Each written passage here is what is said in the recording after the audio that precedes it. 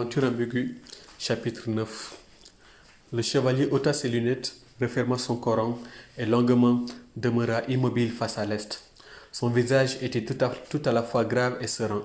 Samba Diallo, étendu tout près sur un tapis, glissa le crayon qu'il tenait à la main droite entre deux pages du livre qu'il lisait et considéra son père.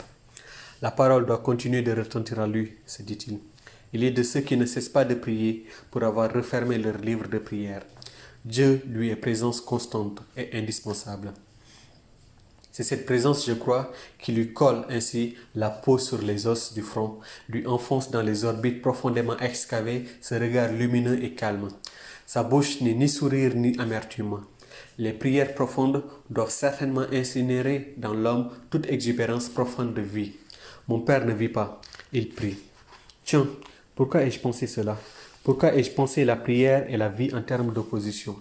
Il prie, il ne vit pas. À coup sûr, nul autre dans cette maison ne l'aurait pensé ainsi.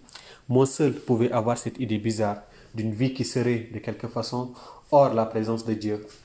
Curieux, idée bizarre, où donc ai-je pu la prendre? Cette idée m'est étrangère. L'étonnement dans lequel elle me met en est la preuve.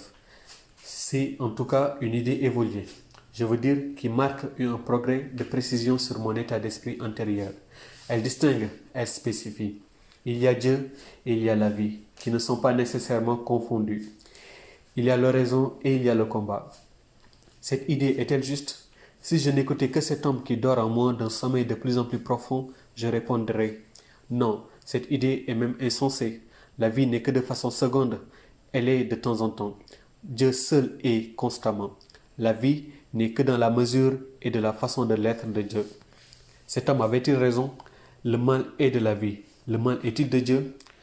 Il y a même plus simple et plus prosaïque, soit le travail. Je ne peux pas lutter, travailler pour vivre, pour faire vivre ma famille et en même temps être pleinement avec Dieu.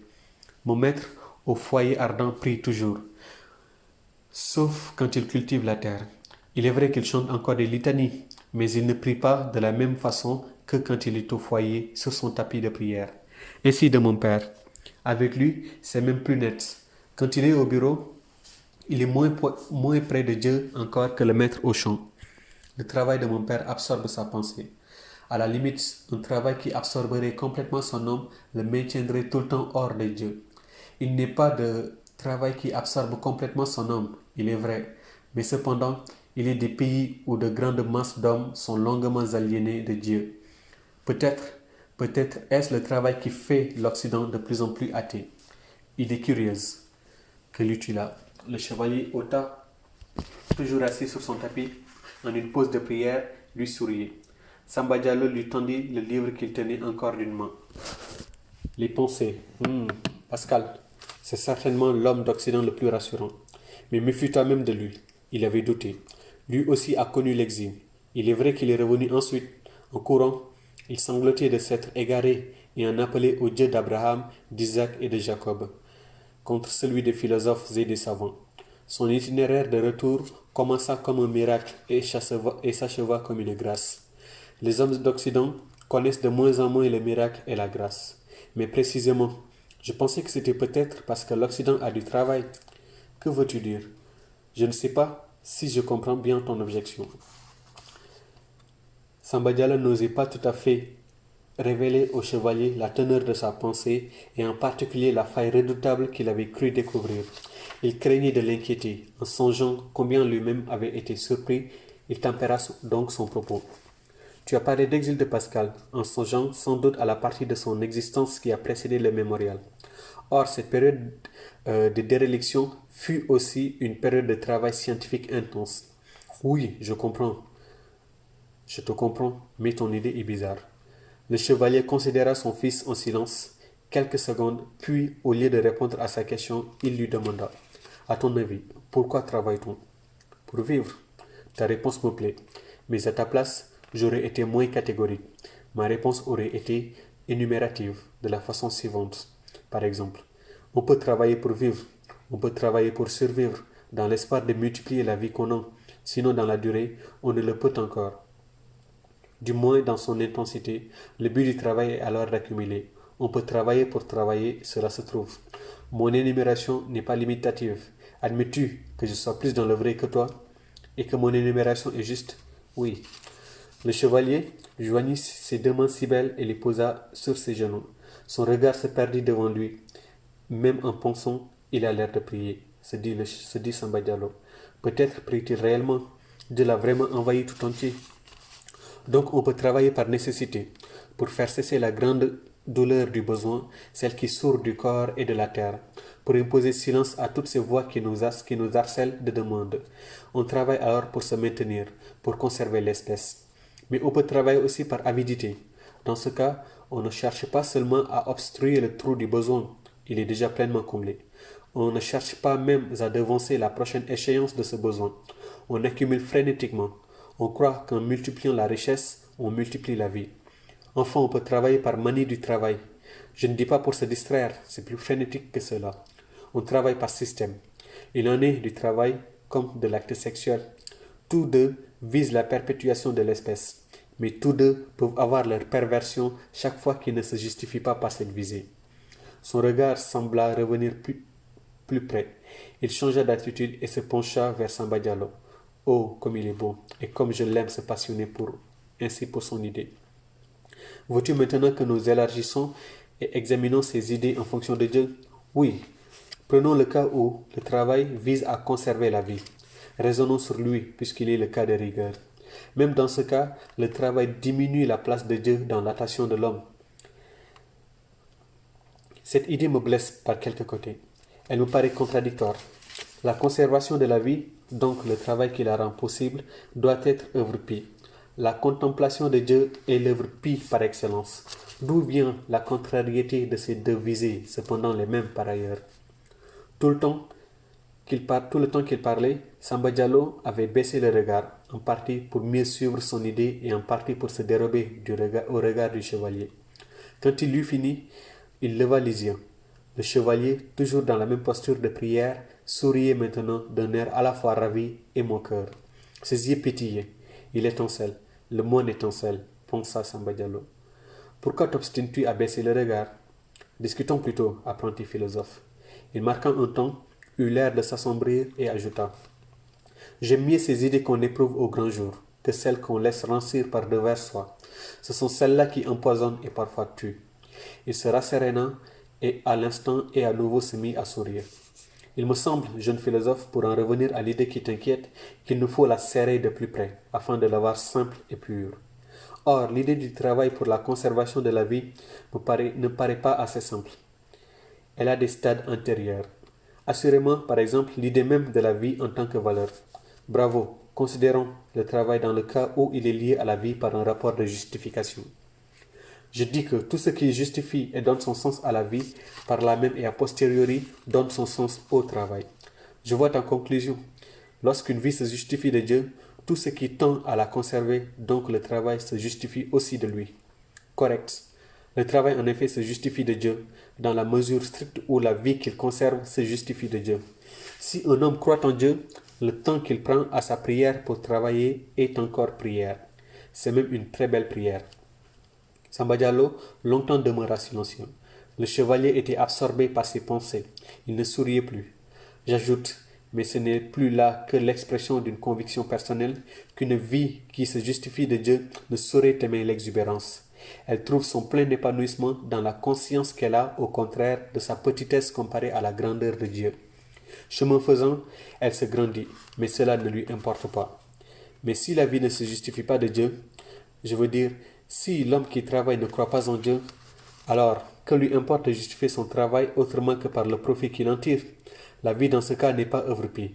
La vie est la vie, si court que cela puisse paraître. Ils observèrent le silence quelque temps, et puis le chevalier reprit. L'Occident est en train de bouleverser ces idées simples dont nous sommes partis. Il a commencé timidement par reléguer Dieu entre des guillemets. Puis 2 siècles après, ayant acquis plus d'assurance, il décréta: Dieu est mort. De ce jour date l'ère du travail frénétique. Nietzsche est contemporain de la révolution industrielle. Dieu n'était plus là pour mesurer et justifier. N'est-ce pas cela, l'industrie? L'industrie était aveugle, quoique finalement il fût encore possible de domicilier tout le bien qu'elle produisait. Mais déjà cette phrase est dépassée. Après la mort de Dieu, voici que s'annonce la mort de l'homme. Je ne comprends pas. La vie et le travail ne sont plus commensurables. Jadis, il existait comme une loi d'errant qui faisait que le travail d'une seule vie ne pouvait nourrir qu'une seule vie. L'art de l'homme a brisé cette loi. Le travail d'un seul permet de nourrir plusieurs autres, de plus en plus de personnes. Mais voici que l'Occident est sur le point de se passer de l'homme pour produire du travail.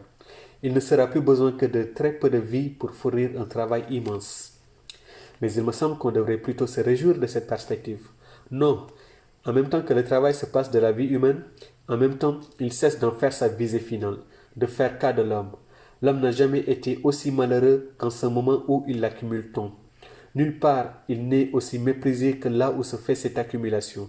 C'est ainsi que l'histoire de l'Occident me paraît révélatrice de l'insuffisance de garantie que l'homme constitue pour l'homme. Il faut au bonheur de l'homme la présence et la garantie de Dieu. Il se tut, puis ajouta pensivement. Peut-être Pascal avait-il perçu cela. Peut-être son regard perçant avait-il vu de loin ce que la myopie méthodologique des savants n'avait pas vu. Subitement, le chevalier leva le regard au ciel et dit « Mais voici l'heure du crépuscule, prions. » Sur le moment, Samba Diallo avait retrouvé la paix. La parole de son père l'avait rasséréné une fois encore, comme jadis celle du maître. Il y a ceux qui croient, il y a ceux qui ne croient pas. La division est nette. Elle ne laisse aucun homme en dehors d'elle. Donc il y a ceux qui croient. Ce sont, avait dit le chevalier, ceux qui se justifient de Dieu. Samba Diallo s'arrêta à considérer ce nouveau pas. L'idée était juste. En effet, se dit-il, l'acte de foi est un acte d'allégeance. Il n'est rien du croyant qui ne tire de cette allégeance une signification particulière. Ainsi, l'acte d'un croyant, s'il est volontaire, est différent dans son essence de l'acte matériel identique d'un non-croyant. Ainsi de son travail. À ce moment de sa réflexion, Samba Diallo entendit comme un écho ramené par sa mémoire la voix du maître qui commentait. Bien des années auparavant, un des versets de la parole. C'est Dieu qui nous a créés, nous et ce que nous faisons, disait le maître, et il insistait sur le second membre de sa phrase, expliquant qu'il découlait nécessairement du premier. Il ajouta que la grandeur de Dieu se mesurait à ce que, en dépit d'une législation aussi totalitaire, l'homme néanmoins se sentait libre. Peut-être dans l'eau, le poisson est-il moins libre que l'oiseau dans les airs?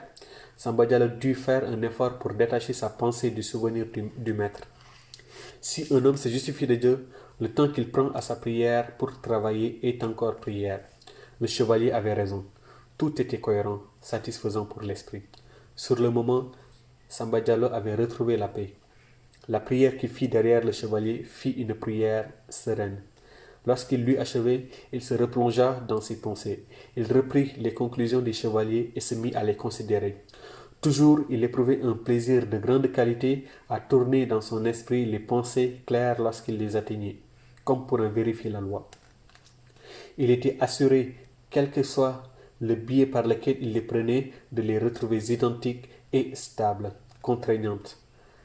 Cette dureté des idées le réjouissait. En même temps, il y éprouvait son intelligence comme le fil d'un rasoir à la lime. Le travail de celui qui croit se justifie de Dieu. Cela lui semblait vrai de quelque façon qu'il le considère. Croire, c'est reconnaître sa volonté pour une parcelle de la volonté divine. Dès lors, l'activité créature de la volonté est créature de Dieu. À ce moment, sa pensée lui ramena en mémoire un autre souvenir, une page de Descartes. Où avait-il lu cela? Dans les méditations métaphysiques peut-être. Il ne se souvenait plus. Il se rappela simplement la pensée du maître français. Le rapport entre Dieu et l'homme est d'abord un rapport de volonté à volonté.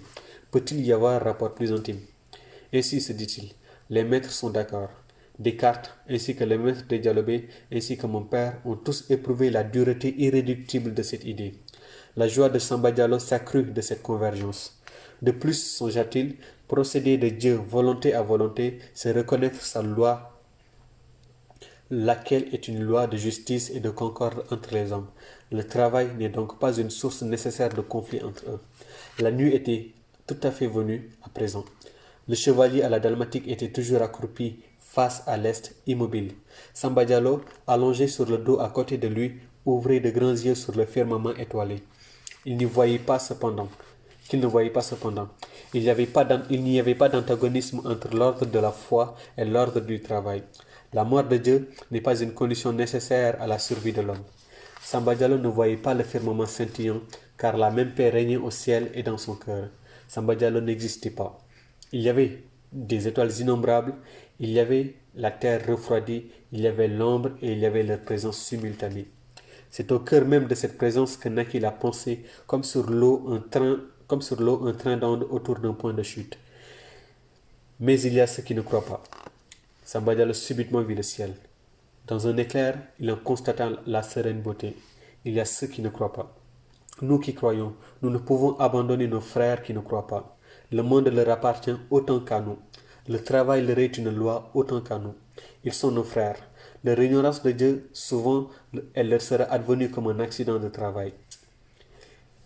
Sur les chantiers où s'édifie notre demeure commune, pouvons-nous les abandonner? Leur ignorance de Dieu, souvent, elle leur sera advenue comme un accident de travail sur les chantiers où s'édifie notre demeure commune. Pouvons-nous les abandonner? Mon Dieu, au-delà de ceux qui t'ont perdu, tous ceux, aujourd'hui comme depuis les commencements de l'histoire, qui n'ont jamais connu ta grâce, pouvons-nous les abandonner?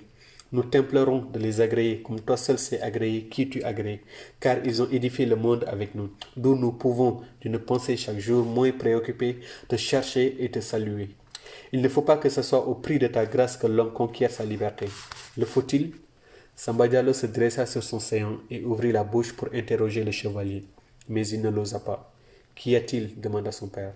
J'ai froid, dit-il. Je vais me coucher. Fin de la partie 1.